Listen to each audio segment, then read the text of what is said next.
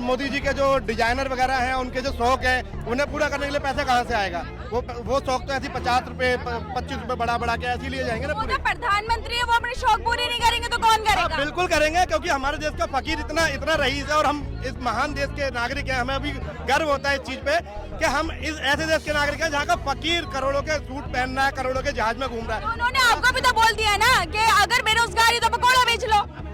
हाँ, लेकिन पकौड़ों वाला तेल तो उन्होंने 250 कर दिया। जो 50 रुपए मिलता था वो तेल आज वो 250 रुपए लीटर मिल रहा है। एक बात बताइए, जब ये मोदी जी जब यहाँ आए थे तो इन्होंने क्या बोला था?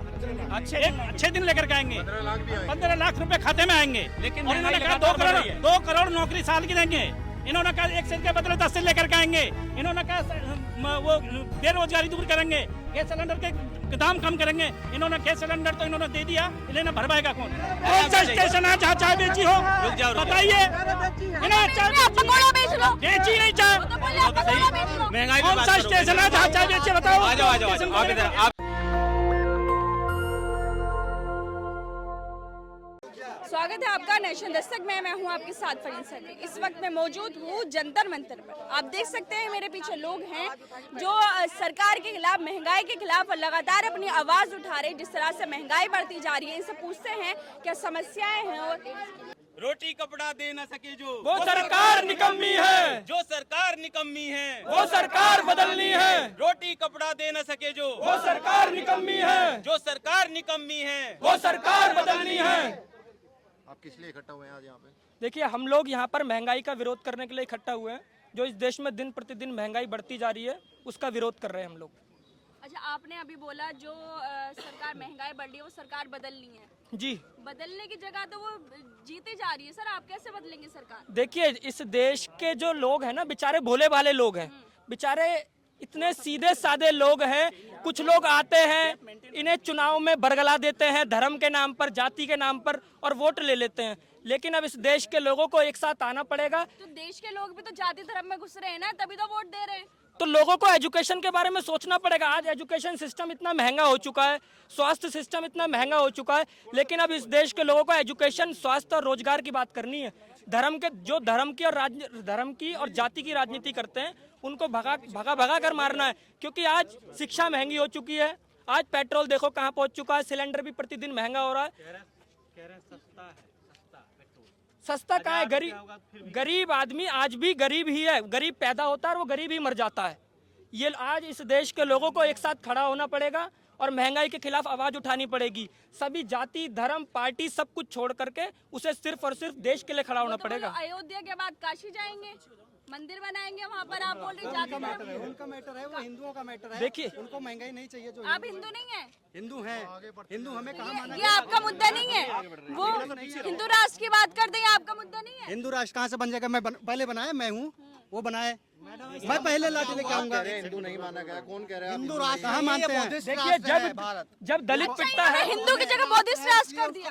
हाँ जी, चाहते हैं लोग। अच्छा, भारत जब दलित बौद्धमय पिटता था। है तो हेडलाइन आती है कि हिंदुओं ने दलितों को मारा। तो दलित हिंदू कहाँ रह गया? मैं एक बात कहना चाहता हूँ मैडम, आपने हिंदू की बात करी। जब ये हिंदू की बात करते हैं, जब इन्हें वोट लेना होता है तो जब हम हिंदू हो जाते हैं, और जब ये वोट के माध्यम से हमारे वोट लेकर के ये जीत जाते हैं, और हमारे दलित समाज की कोई बारात नहीं निकाली जाती है, इनको घोड़ी पे चढ़ना हमें अच्छा नहीं लगता है, और इनको मतलब हम अगर हमारे समाज का कोई मूंछ रख ले तो इनको अच्छा नहीं लगता है। तो जब इनको वोट लेना होता है, क्या हम उस देश के रहने वाले नहीं है क्या? हम वोट भी तो आप ही देते हैं ना। नहीं देते वोट भी तो आप ही देते हैं। हम देखिए, हम अमीरों को बचाने के लिए गवर्नमेंट जो है ना हिंदू मुस्लिम राइट बना रही है इस देश के अंदर, लोगों को बरगला रही है बेमतलब में। अगर लड़ाई इस देश में सच्ची हो ना, तो इस टाइम गरीब और अमीर की लड़ाई होनी चाहिए। लोग भी तो साथ है ना, लोग भी एक तो बात साथ बताइए, है। एक बात बताइए, जब ये मोदी जी जब यहाँ आए थे तो इन्होंने क्या बोला था? अच्छे दिन लेकर के आएंगे, 15 लाख रुपए खाते में आएंगे। लेकिन इन्होंने कहा 2 करोड़ नौकरी साल की देंगे। इन्होंने कहा 1 सेंट के बदले 10 सेंट लेकर के आएंगे। इन्होंने कहा वो बेरोजगारी दूर करेंगे, गैस सिलेंडर के दाम कम करेंगे। इन्होंने गैस सिलेंडर तो इन्होंने दे दिया, इन्हें भरवाएगा कौन? भर पाएगा कौन? स्वास्थ्य की बात करते हैं, एक भी नहीं। भाजपा उत्तर प्रदेश में भाजपा मायावती जी के सपोर्ट के बिना जीती, आप मानते हैं? देखिए ये राजनीतिक सवाल आप इस भाजपा तरह के ना क्या करें। सपोर्ट किया हम उसने? ये सामाजिक कोई लोग सपोर्ट नहीं हैं किया। और महंगाई के मुद्दे पर बात कर इन्होंने रहे हैं। हमेशा इन्होंने गुंडागर्दी से काम किया है। आप बैलेट पेपर से चुनाव कराइए, हम गारंटी दे रहे हैं। तो आप मानते हैं हाँ, इन्होंने आज मैं गाँव का रहने वाला हूँ, मैं बुलंदशहर का रहने वाला हूँ, मुझे पता है एक भी गाँव में नहीं घुसा है।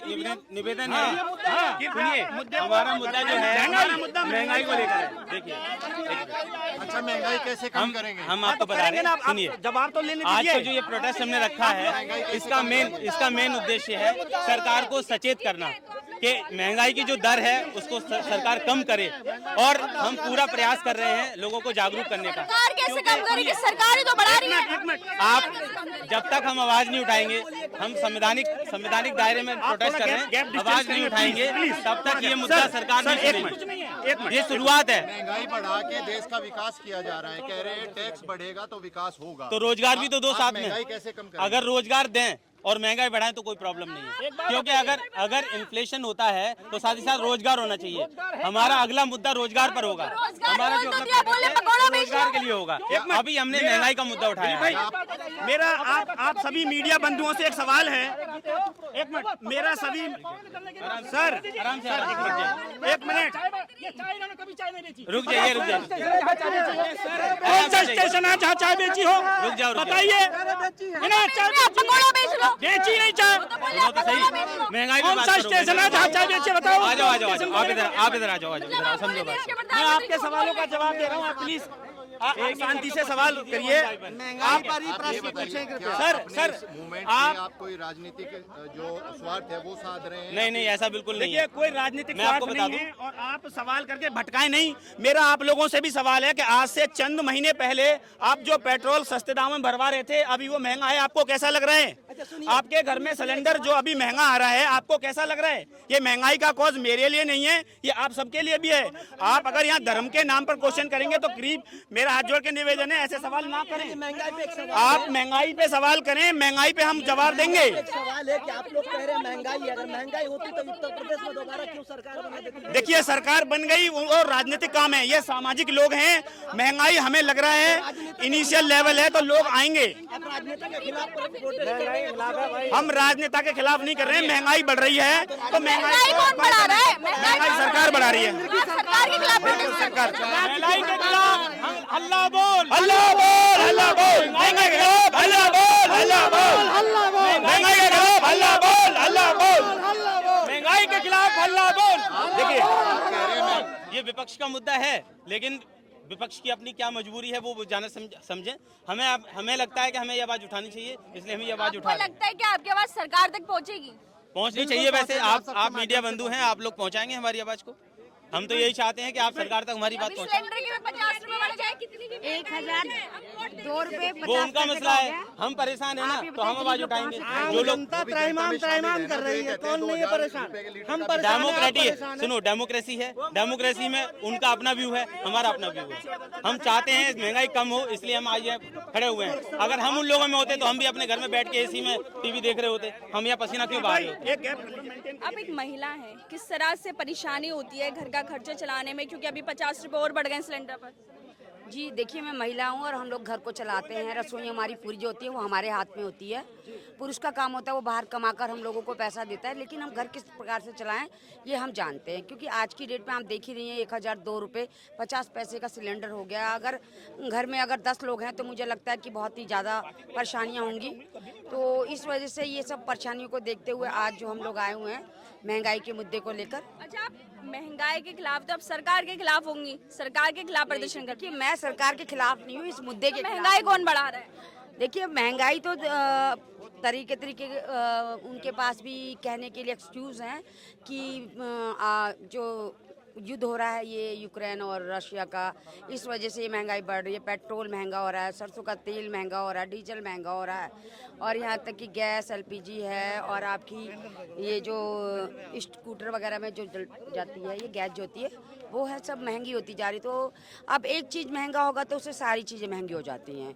तो इस वजह से मैं कहती हूँ उनके पास रीजन है, तो लड़ाई हो रही है इसलिए महंगाई बढ़ रही है। फिर ये मुद्दा कहाँ से हुआ? मुद्दा इसलिए हुआ कि देखिए पब्लिक पे ज़्यादा बोझ बढ़ता जा रहा है। तनख्वाह तो उनकी कम है, आय कम है, और मतलब खर्चा ज़्यादा है, तो ये तो लोगों पे लोड जब बढ़ेगा तो वो तो बोलेंगे ही बोलेंगे।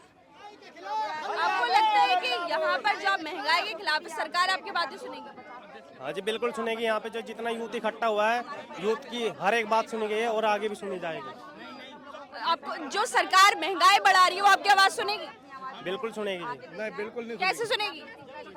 जितना यूथ रोड पे उतरेगा, यूथ की बात सुनी जाएगी, महंगाई के खिलाफ सुनी जाएगी। अच्छा, धरना प्रदर्शन तो और भी हो रहे हैं, लेकिन उन लोगों की आवाज नहीं सुनी जा रही है। बोल रहे कि सरकार सुनेगी। नहीं, मुझे नहीं लगता कि सरकार सुनेगी हमारी बातों को। पर अगर सरकार नहीं सुनेगी तो फिर हम भी चुप बैठ जाए, तो ये तो हमारा स्वाभिमान नहीं कहता। हम अपनी आवाज उठाते रहेंगे, सरकार सुने या ना सुने, लेकिन हम अपनी आवाज उठाते रहेंगे। जो गलत है वो गलत है, गलत के खिलाफ आवाज उठाते रहेंगे। अभी 50 रुपए और बढ़ गए सिलेंडर पर।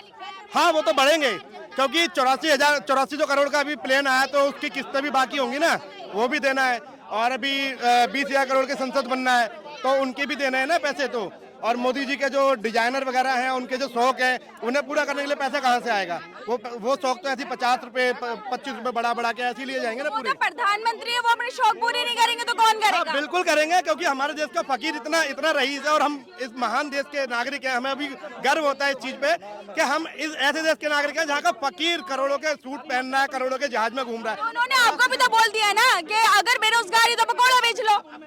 हाँ, लेकिन पकौड़ों वाला तेल तो उन्होंने 250 कर दिया। जो 50 रुपए मिलता था वो तेल आज वो 250 रुपए लीटर मिल रहा है। 250 है, सरसों का दाम भी तो ज्यादा है। तो सरसों का दाम कैसे बढ़े? क्योंकि किसान को फायदा होगा नहीं होगा? सरसों का किसान को क्यों फायदा होगा सर? किसान को अगर कुछ फायदा होता तो 1 साल तक सड़कों पर बैठा हुआ किसान, 700 किसानों ने दम तोड़ दिया, क्या उन्हें फायदा था? अगर किसानों को ही फायदा हो रहा होता, वो 1 साल तक इसी धूप में, तपती धूप में बैठे रहे, वो चढ़ते जाड़े में बैठे रहे, जनवरी फरवरी में लट खाते रहे, उनके लिए रास्ते में समझ तो गई ना, वापस तो ले लिए कानून। वापस कहाँ लिया है? सिर्फ दिलासा दिया है, सिर्फ दिलासा दिया है, वापस नहीं लिया है, सिर्फ दिलासा दिया है। आपने देखा कि किसानों के रास्ते में इतने बड़े बड़े कील लगा दिए ताकि ये लोग रोड क्रॉस न कर सके, तो किसानों को कोई फायदा नहीं है। मेरा जब आलू खुदा तो 200 रुपए का कट्टा जा रहा था, 200 रुपए का कट्टा। आज इनका आलू का कट्टा कितने का है? 800 रुपए का। 800 रुपए का कट्टा है इनका। मैं किसान आदमी हूँ, बुलंदशहर का रहने वाला हूँ। जब मेरा आलू खुदा था 200 रुपए का, और जब आलू खुद करके इन्होंने खरीद लिया, अभी अपना आलू कितने का दे रहे हैं? 800 रुपए का। और जो 5 रुपए का जो आता है उसमें जो चिप्स आता है वो कितने का? तो मुश्किल से 3-4 चिप्स लेते हैं। तो इनका आलू इतना महंगा हो जाता है क्यों? मतलब पैदा मैं करूं और ये मालिक बन जाए बैठ करके वहाँ पे। मेरे पास इतना पैसा है जो चिप्स वाली मशीन लगा लूंगा वहाँ पे। अभी किसान के बारे में कोई सोचता है?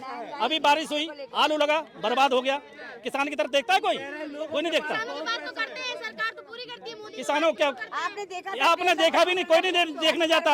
इतनी बर्बादी हो जाती है। अभी 40 बीघा आलू लगाया, उसी दिन बारिश हो गई। देखिए, जो राजा होता है उसके पास में खजाने की चाबी होती है।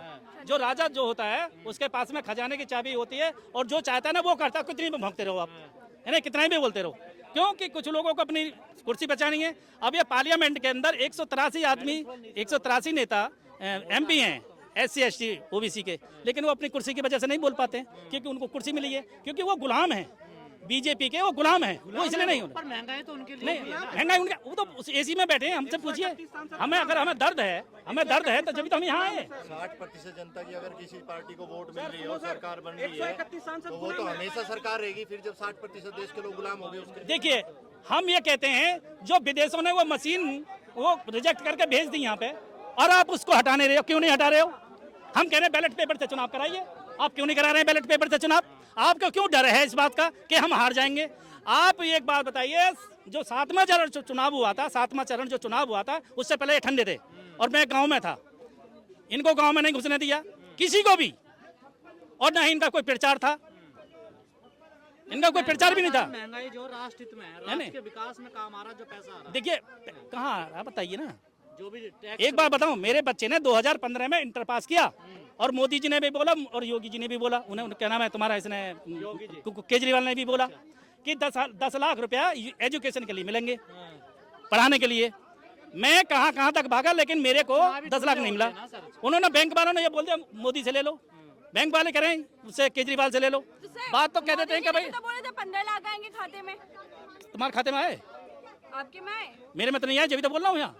अच्छा, जब भाजपा सरकार बनती है ईवीएम का रोना तभी क्यों रोया जाता है? क्या जब भाजपा की सरकार बनती है ईवीएम का रोना तभी क्यों रोया जाता है? मेरा कहने का मतलब ये है कि ये सबसे ज्यादा बेईमान है। जब भी भाजपा आई है, जब भी गुंडागर्दी बदमाशी हुई है। क्यों ना उठाएं? मैं 750 वोट डला करके आया हूँ, बीएसपी की कहाँ गई? अपने गांव में जबरदस्ती डलवाई थी। जबरदस्ती को डलवा लेगा, डली है हमारी 151 बूथ, तो आए नहीं उसमें, तो आपसे आई पूछ नहीं। के वोट डालने गए थे वो लोग? क्यों? हमारा पूरा गांव है का, पूरा जाटव समाज का गांव है, पूरा का पूरा बीएसपी के पार्टी वोट डाला, 750 वोट। 750 वोट। कैसी बात है? 700 वोट आपने डाले, लेकिन वो आए नहीं आए। जब रिजल्ट अनाउंस हुआ तो उसमें नहीं दिखे। 200-250 वोट दिखाए बस उसमें। 750 में 250 वोट। हाँ, 1154 का पोलिंग हुआ, यानी कि 500 वोट गायब। 1154 का पूरा पोलिंग हुआ, 750 वोट बीएसपी का डाला और 200-250 वोट दिखाया वहाँ। ईवीएम की तो बहुत बड़ी साजिश ऐसे में आप बता रहे हो। क्या कह रहे हो? ईवीएम पर निशाना साध रहे हो। वही तो दुख है हमें, वोट डाला कहाँ गया? तो ईवीएम के खिलाफ आप विरोध करते हो, करोगे?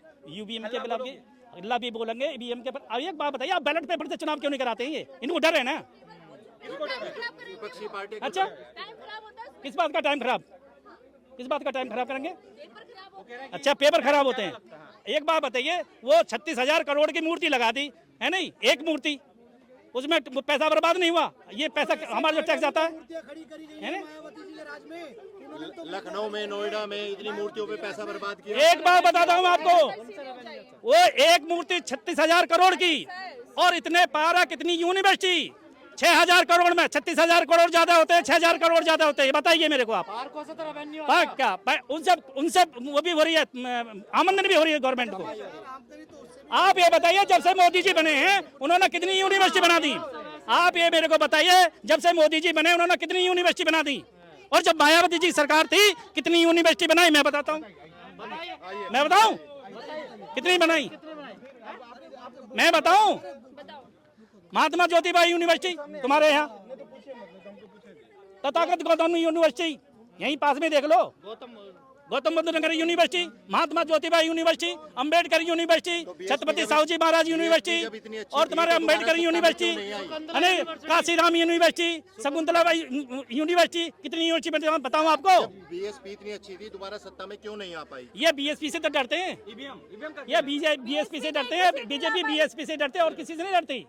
मायावती जी ने तो इनडायरेक्ट वे में सपोर्ट किया। ऐसा कोई नहीं है, कोई कुछ नहीं किया, बहन जी ने कुछ नहीं कहा, बहन जी ने कुछ नहीं कहा। बहन जी ने नहीं कहा कि सपा को वोट मत करना, चाहे बीजेपी को। नहीं, ऐसा कैसे कह देंगे बहन जी? बहन जी ने कुछ बोला ही नहीं, बहन जी ने बोला ही नहीं, तो आप झूठी बात दिखाते हो। बहन जी राष्ट्रपति बनने वाली नहीं बनने वाली, बहन जी ने डिबेट दे दिया कि हम वो बहन जी राष्ट्रपति बनेंगे ही नहीं।